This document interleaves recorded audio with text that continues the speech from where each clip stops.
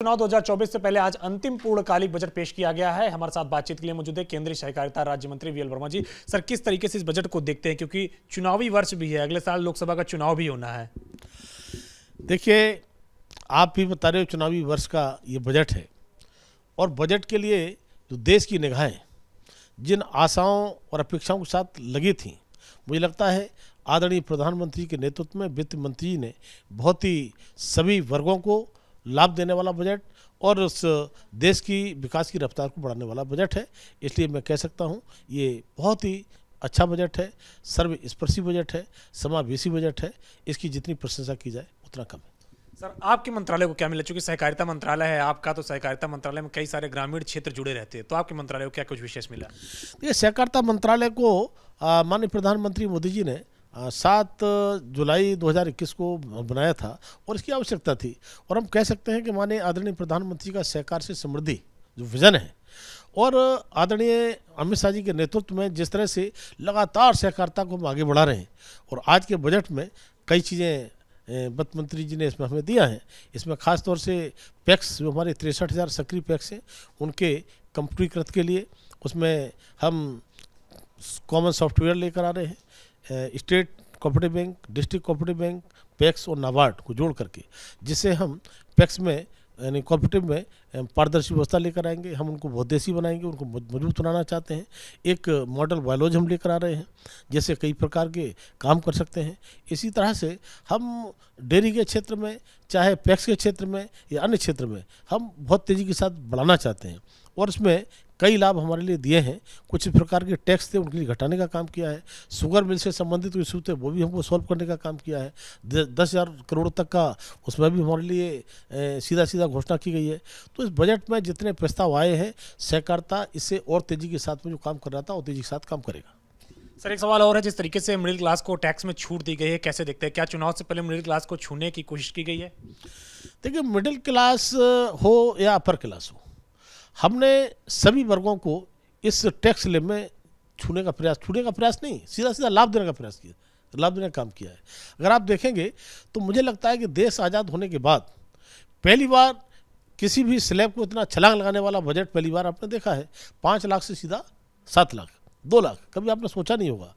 और 7 लाख की इनकम तक किसी को टैक्स देने की आवश्यकता नहीं है। साथ ही साथ स्लैब की मैं बात करूं तो स्लैब जिस तरह से 2.5 लाख से स्टार्ट होता था, हमने उसे 3 लाख से स्टार्ट किया है। 3 लाख से हमने वर्गीकरण किया है 6 लाख तक 5% टैक्स। हमने 6 लाख से 9 लाख तक 10% टैक्स, 9 लाख से 12% तक 20% टैक्स और 12 लाख से 15 से ऊपर 30%। तो इस तरह से मैं कहूँगा कि अगर अपर क्लास की बात करें, जो हायर साइड के लोग थे, जो अधिभार सहित 42.73% के स्लैब में आते थे, उसको भी घटा करके 39% किया गया है। इसलिए लोअर हो या अपर हो, मैं कह सकता हूँ ये सर्वस्पर्शी बजट है, समावेशी बजट है। और हमने युवाओं को, महिलाओं को, किसानों को, दलितों को, आदिवासियों को, वरिष्ठ नागरिकों को, सभी को हमने इसमें सम्मिलित करने का काम किया है और सभी आज के बजट से बहुत खुश हैं। और पहली बार मैंने देखा कि 5 लाख से 7 लाख करना, और जब मैं सदन के अंदर था और 7 लाख की जैसे ही वित्त मंत्री ने घोषणा की तो विपक्ष वाले भूल गए कि विपक्ष में है, वो भी मेज थपथपाने लगे। बाद में याद आया कि विपक्ष में है तो ये विपक्ष के लोग कुछ ही बोलेंगे। लेकिन मैं कह सकता हूं कि आदरणीय वित्त मंत्री जी ने बजट को बहुत ही अच्छा बजट दिया है और देश की जनता बहुत ही खुश होगी। सर, एक आखिरी सवाल है, आप कह रहे हैं कि बहुत अच्छा बजट आया, देश की जनता खुश है, लेकिन चाहे डिम्पल यादव हो, मायावती हो, अखिलेश यादव हो, सभी कह रहे हैं कि बजट से कुछ नहीं मिला है और बजट कहीं ना कहीं जो आम जनता है वो निराश किया है उसको। देखिए, अगर आप देखेंगे तो बजट तो उनको ही मिला है। किसी भी स्लैब में इनकम टैक्स मारेंगे तो नहीं मिला है, उनके समर्थकों को ही मिला है। और मैं कह सकता हूं कि विपक्ष में है तो बोलेंगे, कुछ ना कुछ तो बोलना ही है। लेकिन मैंने कहा कि जब बजट पेश हुआ था और स्लैब का नंबर आया था तो विपक्ष के लोगों को भी आप देखेंगे कैमरे के सामने तो मेज थपथपाते देखे होंगे आपने। तो इसलिए मैं कह सकता हूं, जब ये कह रहे हैं कि चुनावी बजट है तो इसका मतलब एक्सेप्ट कर रहे हैं कि चुनावी बजट नहीं, अच्छा बजट है। माननीय प्रधानमंत्री मोदी जी के नेतृत्व में जिस तरह से सबसे पहले बोला था कि हमारी सरकार गरीबों को समर्पित, तो गरीबों के लिए, जिस गरीब ने कभी मकान का सपना संजोया नहीं था, झोपड़ी में रहता था, 1 लाख रुपया कभी उसने देखा नहीं था, वो इकट्ठा नहीं कर सकता था, ऐसे गरीबों के लिए 3,60,00,000 लोगों के लिए हमने मकान बना के दिए हैं।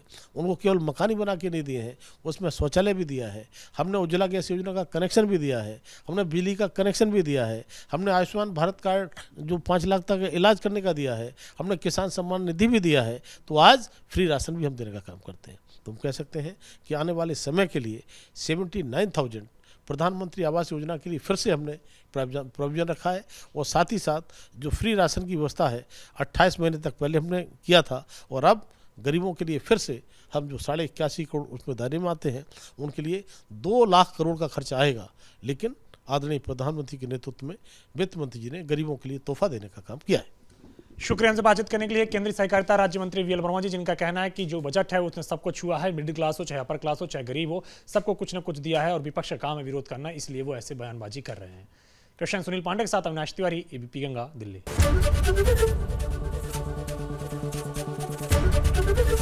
एबीपी गंगा, खबर आपकी, जुबान आपकी।